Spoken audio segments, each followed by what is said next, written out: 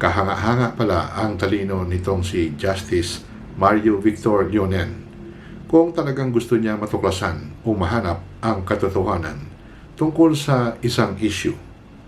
Inaamin ko na nawala yung tiwala ko sa kanya at yung pagkabilib ko dahil sa kanyang mahabang pagupo sa kaso ni dating Senador Ferdinand Bongbong Marcos Jr. laban sa pagkapanalo ni fake Vice President Leni Robredo sa nakaraang 2016 Vice Presidential Elections. Halata kasi na sadyang pinababagal niya ang takbo ng kaso upang hindi kagad matuklasan ang katotohanan sa mga nangyaring dayaan na nagbigay daan upang manalo si FVP Robredo laban kay BBM.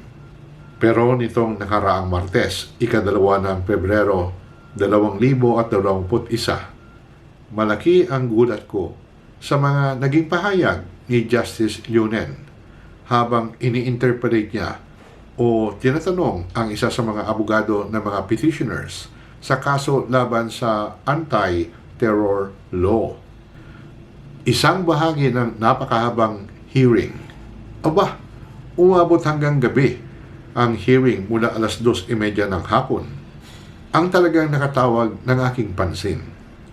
Ito po ay ang pag-interpolate ni Justice Leonen sa kay Attorney Alfredo Molo III, isa sa mga abogado ng mga petitioners na humihingi sa Korte Suprema na ibasura ang anti-terror law.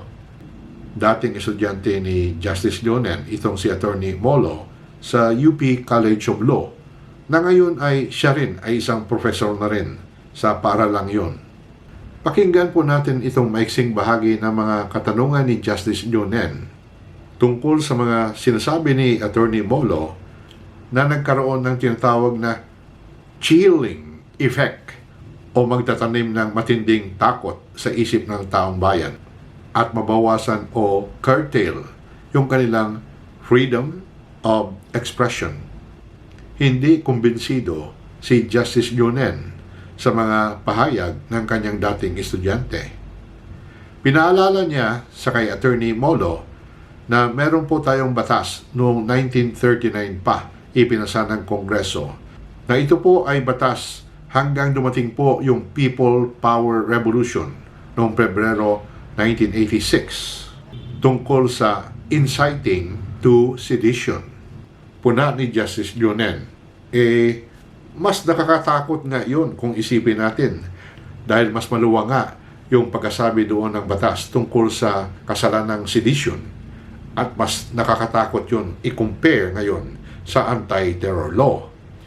Ito po ang kanilang palitan ng salita sa nangyaring Supreme Court en banc hearing. Would you say the chilling effect must also be something that must be clearly and convincingly shown to us? For example, Yes, I show you the provision on inciting to sedition, 1939. 1939, inciting to sedition, clearly said inciting. Yes, sir. Okay. Where is it? Yon, inciting. Tends to. That's even a broader provision. That's 1939. Yet, Professor, what happened in 1986? We had a revolution, Your Honor. And the revolution consisted of people going to the streets in mass waves. Even 1983, 84, 85, then 2000 also happened. Then many other things happened despite of this provision on inciting to sedition. Yes, Your Honor. The provisions are a bit broad, correct? Yes, Your Honor. In But spite of it being in the statute books, it was not enough to chill the entire population that went to EDSA in 1986. Is that not correct? yes, Your Honor. Yes. Now, you are claiming that the provisions in section 4, 5, 6, 7, 8, and 9 chills. Yes, Your Honor. That is your best argument to invoke Southern Hemisphere, correct? Yes, Your Honor. Yes. What's the difference with this provision? Well, if we look at the sedition, which is the predicate crime of inciting to sedition, Your Honor, we know what the prohibited conduct is. Oh, really? We are looking Let at us look people at- rising tumultuously. Excuse me, Sorry. Professor. Let us look at the article on sedition.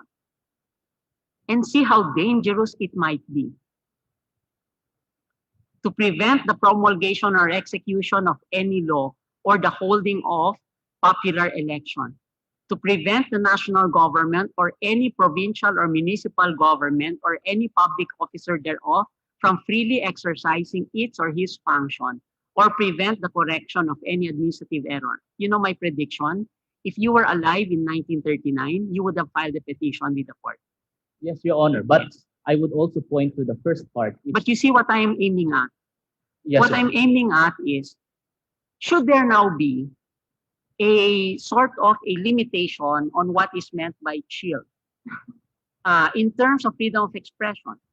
Unless you want this court to be so powerful that in spite of some provisions in the Anti-Terrorism Act, where it tries to find a balance, regardless of how the wordings are.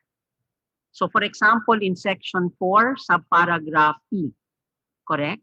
Yes, Your Honor. There are provisions there which says where it will not apply, correct? Yes, Your Honor. And the provisions are also qualified. Is that not correct?